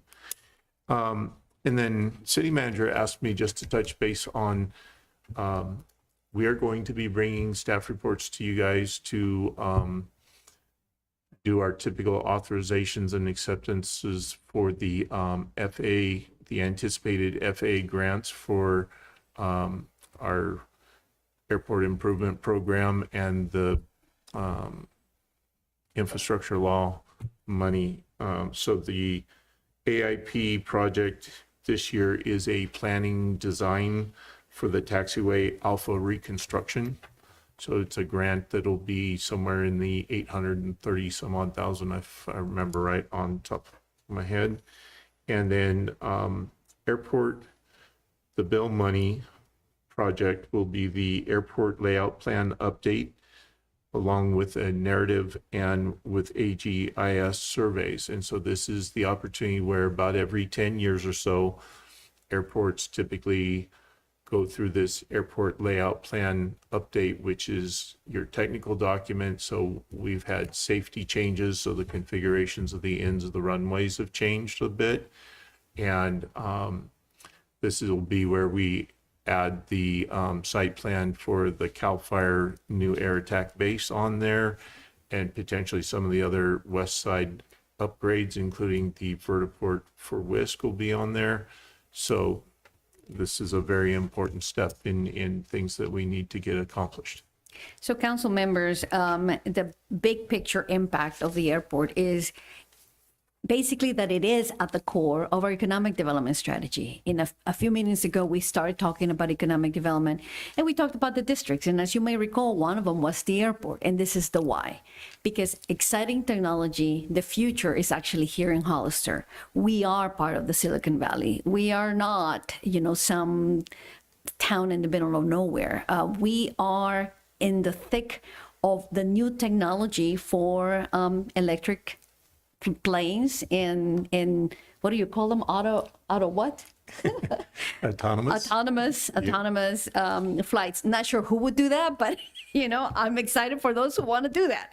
And so this is what's exciting. Again, we have assets in our city.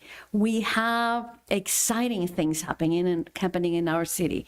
And hopefully as we move forward, the energy can be shifted from all the bad things and the negativity and the disagreements, and really focus on the good stuff, on the things that we can all agree on, because these are good for our city. These are good for our residents. These are good for our high schoolers who hopefully will have internships at these shops. One of the things that I did when I visited one of these tenants was I asked, where do you guys live? Because what I was hoping to hear is, we live here in Hollister. And actually one person did. There was one from the South Bay, one from the East Bay, and then one from Hollister, because that's what we want. And so I hope that as we continue to have conversations about economic development, the need to invest in our districts, in this case, the airport district, you begin hopefully to feel the same excitement that I think we feel for the technology that we have and the competitiveness that gives us as an area, as a region. And along the lines of workforce development, I'm planning to be meeting with Sean Tannenbaum, the superintendent, and talking to their curriculum counselor about how to start to shape some classroom courses around preparing high school students in this emerging technology industry.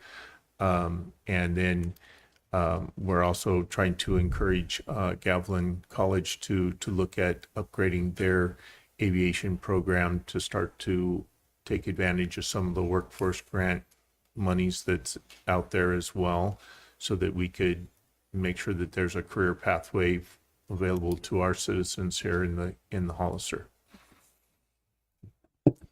Nice. Thank you for that incredible report. Yeah, it is real exciting stuff. I do appreciate all the level of detail. Please continue to update us on all of these things. I think these are one of the things that we want to make sure that we highlight. I agree with you, City Manager. We have to highlight these.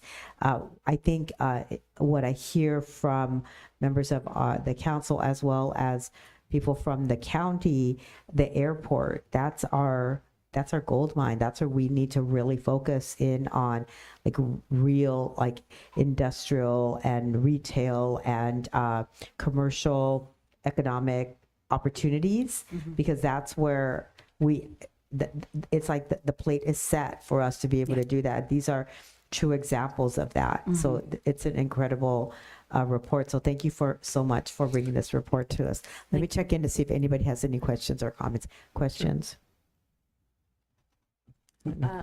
Thank you for that update and report, and I'm really excited and looking forward to the coming months to see how much we progress. Good job, good work, Jeff. Thank you. Questions or comments? Okay. This is super exciting. I was excited when we were talking about Whisk Arrow and Joby Aviation when they were coming to town. I was like, this is really cool. Like, we could be at the center of like some electric vertical takeoff and land aircraft. I mean, for deliveries, moving human cargo, like human beings around. This is like Jetson stuff. And I was like, every time I think about this, I think about those popular mechanics from like the 60s, and we're like, when is this stuff going to start like finally coming out, right? Like, and like, this is like real like Jetsons type stuff, and it's like finally like coming, and it's here in Hollister, right here in Hollister. So my ears perked up. Grant money? There was like a point something, and then there was $1 million. I remember the 7. What was the grant? What was that for? The whole thing? That was the CAMC grant. That was that air corridor grant. Yeah. Yes. And that's between like us and Watsonville and Salinas. Yeah. Yes. And Marina. And Marina. Oh yeah. Yeah. Marina's got a lot of good stuff going on too Yep. there with their airport. I think Joby's over there too. And then I'm hearing FAA and NASA. I'm like, this is like some really big time stuff. So, and then that Christensen Ranch, I had no idea. I'd never even heard of that. And I've lived here since I was 2, basically. So blown away. Yeah, super exciting. Keep it up. The airport is a great place for economic development and expansion. That whole Northgate property has got so much potential. So hopefully we can get this California 25 figured out so we can get people in and out still by road. But if people want to like hire an Uber or a Lyft, because they're in the game too, you know, and people want to like leapfrog over traffic, how cool would that be, right? Yeah. And is that Really what great. Joby's doing? Isn't that what Joby's doing, where they have a car that drives on the road, and then it like That is that take off? company. I forgot to put them in the presentation. That's Alef, ALEF Flying Car. We did an airport use agreement for them to be doing testing, and they are the top rated company that actually has a street legal driving car that can also fly. So it can hopscotch another car if you just encountered an obstacle, but it can also get into the air, and then it rotates on its axis and flies like a biplane. So you can take off and fly much greater distance at a greater speed. And so that's really cool. They've been on kind of like a world tour, so they haven't been down to the airport since we did the use agreement. So that's kind of why I left them out of here. But they still have the right to come and start doing their testing here at our airport. That's super. Okay. Yeah, great. Thank you. Thank you for that incredible report. Like, really great to hear exciting stuff like that. Okay, City Manager, I'm going to ask you to continue on with the rest of your report, but Jeff, please come and bring us some more of this good news anytime. We love hearing this. All right. Okay. So we started with the high, and now we'll go to the low, unfortunately. And we do have a partner here in the audience. The executive director of the Community Foundation is here. Cassandra, do you want to address the council at all? We had a meeting and we talked about HR1, the big beautiful bill, and the impact that is having on the low-income families, on the working poor, from various angles, from anywhere between food and food stamps and uncertainty as far as how people are going to eat, all the way to healthcare and everything in between. And in the question of what is our role, if any. Cassandra?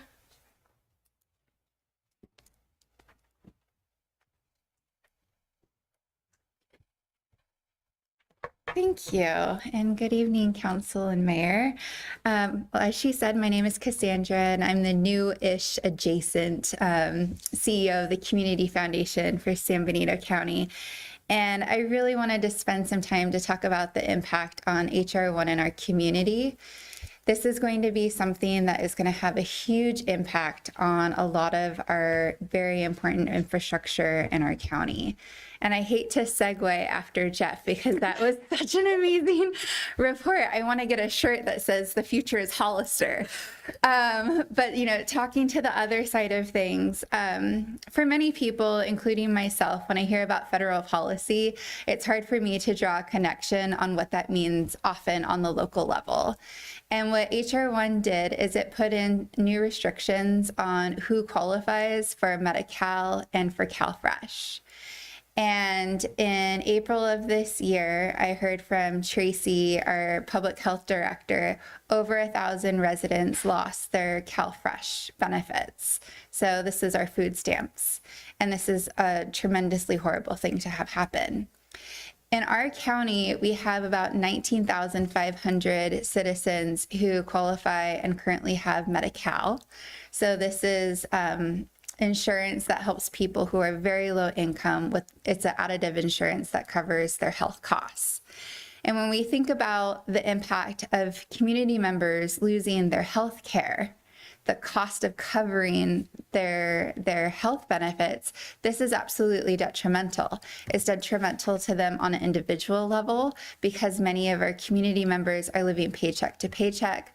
A lot of the folks that are going to be impacted by this don't have U.S. citizenship, so there isn't a safety net for them, and they're living paycheck to paycheck, as you know, and often houses that have a lot of family members in them.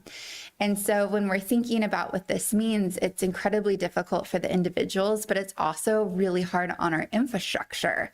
So for example, Hazel Hawkins Hospital, we almost lost our hospital a few years ago. And when we have more people that have Medi-Cal that they can't tap into, we're going to see an increase in uncompensated care. And so with that, that means the hospital has to foot the bill in covering the cost. That money doesn't just, disappear because someone can't pay. And so we're talking about what this looks like for our hospital. And so what does it look like to potentially lose our hospital if we don't do something? And then when we think about CalFresh, being able to have access to fresh food is a basic human right. And what this bill does is it says that only some people get this basic human right now. And in Hollister, that's not the way that we work. If a neighbor is hungry, we feed our neighbor. But what does this mean for our food bank? It means that they are going to have more community members reaching out to them asking for help, because community members no longer get that federal benefit. So we're also expecting that we're going to see a huge incline of needs for our food bank. And we also know that all of our nonprofits who have received federal and state funding are kind of under attack right now.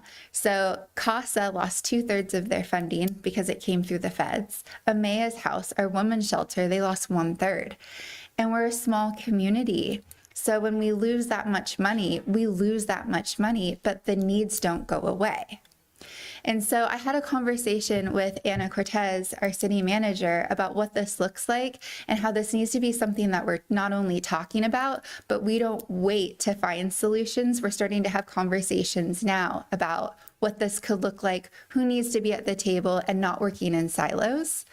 So one of the things that we did is we just secured a grant with the Health Trust, which is based in San Jose, to put together a work group to start looking at this issue and develop a strategic plan for what we're going to do as a community, because we can't do what we do, which is be on the be on the defensive. Something bad happens, we're like, oh, that's a bummer. There's loss of resources. We can't afford that logic and that way of doing business.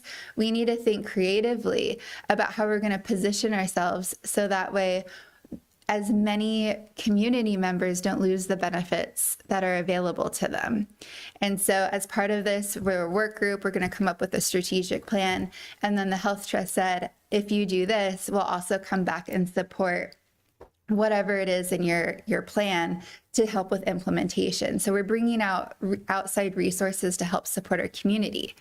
But one of the things that I wanted to share with you all today is it's been shared with me that we're looking at exploring increasing the costs of sewer and water.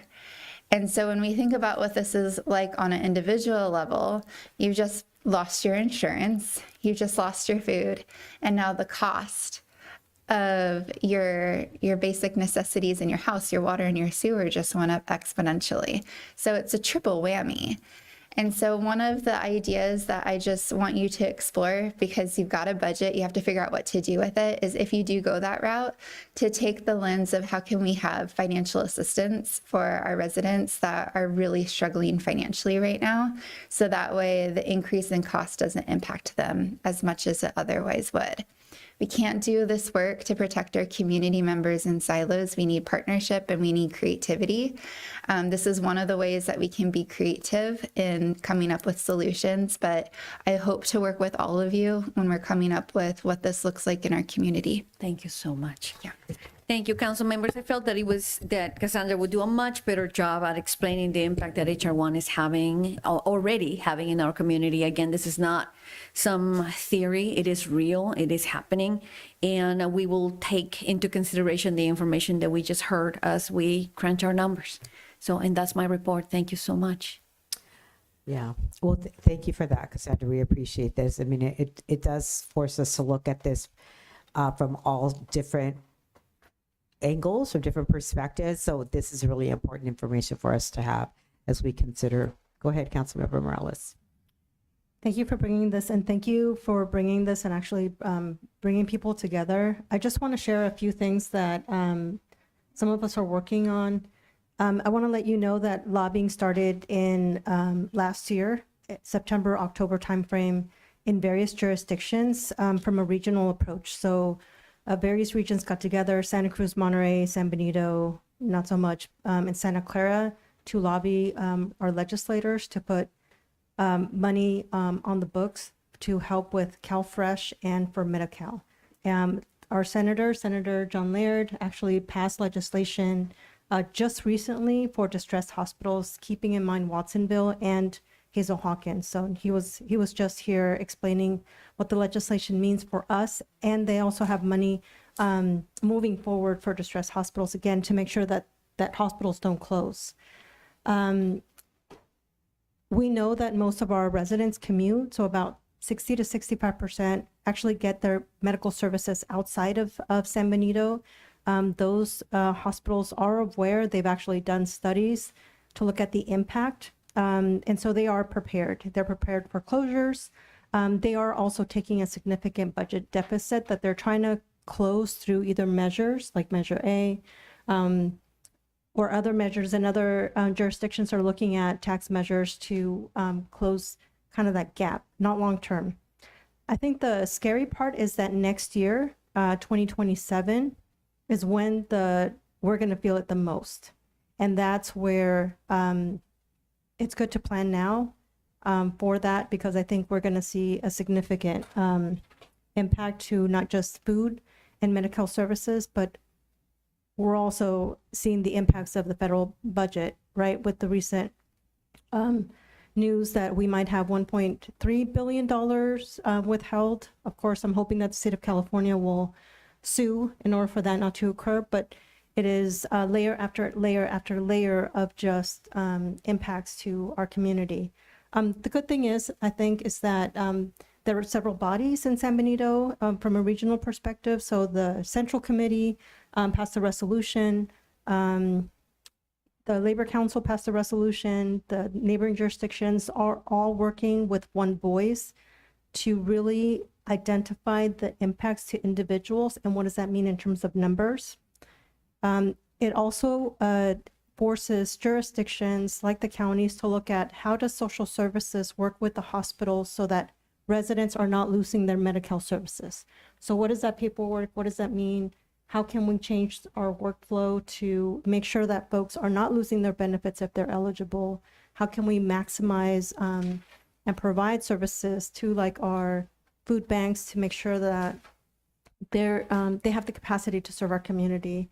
And how do we identify private or corporate partnerships to make sure that we're closing? And again, this is only going to get worse. So as we're bracing for those impacts, I think it's really good to have a strategic plan, to have a work plan that really builds our community and focuses on our strengths so that we can help each other through these tough times. So thank you for bringing that. Yeah. Thank you for that, that information, Councilmember Morales, as well. I mean, a lot of people are working really hard to try to figure out how to get around some of the things that are coming out of the federal government. And we just need to keep working together on and considering these issues from different angles because it's not so straightforward anymore. Yeah. Okay. Well, thank you for that. I'm going to check back with the city manager. Anything else before we go to closed session? That is it, ma'am. Okay. Thank you for that. So will you go ahead and read the closed session items? It's a pleasure. There we go. We have 4 items to be discussed in closed session. 11.1, public employees performance, title city manager. 11.2, conference with legal counsel, anticipated litigation, significant exposure to litigation related to the purchase of right-of-way and eminent domain. 11.3, conference with legal counsel, anticipated litigation, Valenzuela water. And 11.4, conference with labor negotiators pursuant to government section 54957, and it's regarding our various unions and non-represented employees. Okay. Thank you for that. So let me check with the city clerk. Any public comments on these items? No, Mayor. Okay. Okay, then we're going to move into closed session. So I think we're going to take a quick break, a 5-minute break, and then we're going to clear the chamber and then we will go into closed session, but we're going to go ahead and take a 5-minute break.